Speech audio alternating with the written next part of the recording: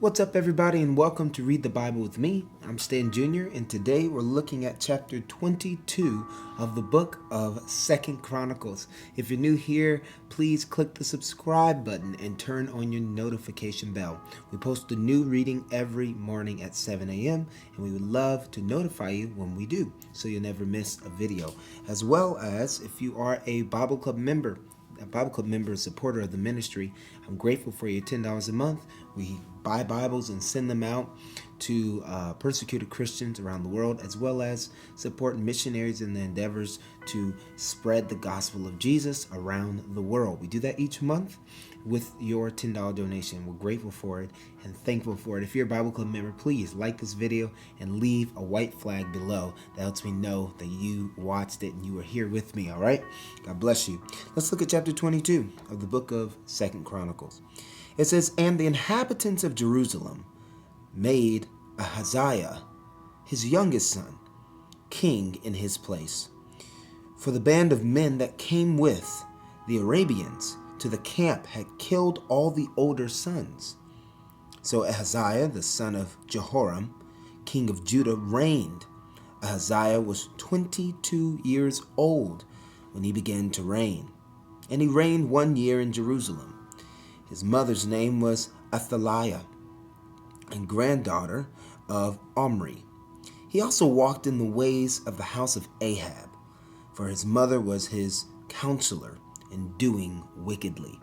Let me tell you something. When you get saved and when you come to the kingdom of God, there's a point where, and there's a story where Jesus' family was waiting outside to see him after an event or something. He was still ministering to people, and he said to his disciples, they want him to come out and stop doing what he was doing to come see them. He told them, "My family are those that do the will of God."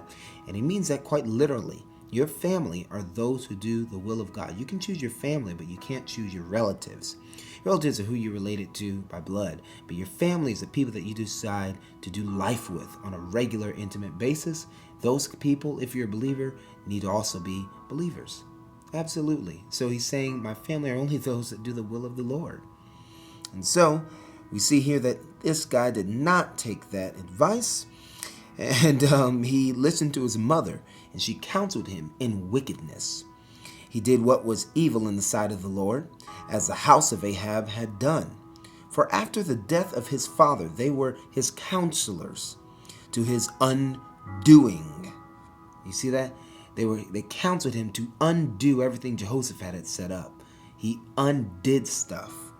He even followed their counsel and went with Jehoram, the son of Ahab, king of Israel, to make war against Hazael, king of Syria, at Ramoth Gilead. And the Syrians wounded Joram, and he returned to be healed in Jezreel of the wounds that he had received at Ramah, when he fought against Hazael, king of Syria. And Ahaziah, the son of Jehoram, king of Judah, went down to see Joram, the son of Ahab, in Jezreel, because he was wounded. But it was ordained by God that the downfall of Ahaziah should come about through his going to visit Joram. For when he came there, he went out to Jehoram to meet Jehu, the son of Nimshi, whom the Lord had anointed to destroy the house of Ahab. And when Jehu was executing judgment on the house of Ahab, he met the princes of Judah and the sons of Ahaziah's brothers, who attended Ahaziah and killed him. He searched for Ahaziah, and he was captured while hiding in Samaria. And he was brought to Jehu and put to death. They buried him, for they said, "He is the grandson of Jehoshaphat, who sought the Lord with all his heart." And the house of Ahaziah had no one able to rule the kingdom. Now when Athaliah, his mother, or the mother of Ahaziah, saw that her son was dead, she arose and destroyed all the royal family of the house of Judah.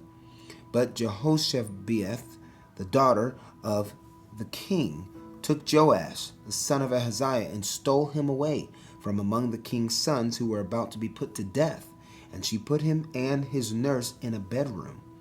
Thus Jehoshabeath, the daughter of King Jehoram, the wife of Jehoiada, the priest, because she was a sister of Ahaziah, hid him from Athaliah, so that she did not put him to death.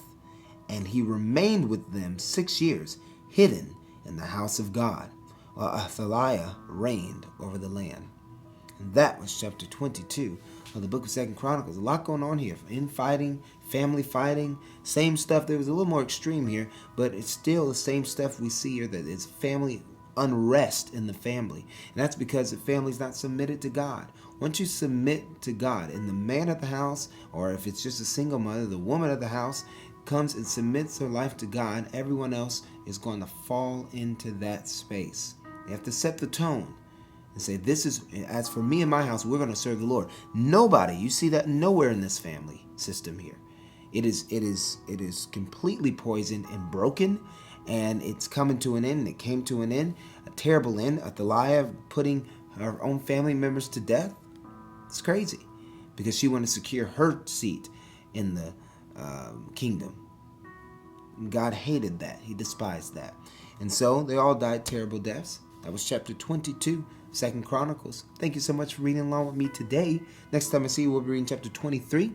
If you'd like to become a Bible Club member, go ahead and click the link in the description. Or if you'd like to buy a t-shirt to help support the ministry, you can go to RTBWM.org, buy a t-shirt there, or readthebiblewithme.org and support. All right? I love you all, and I'll see you next time.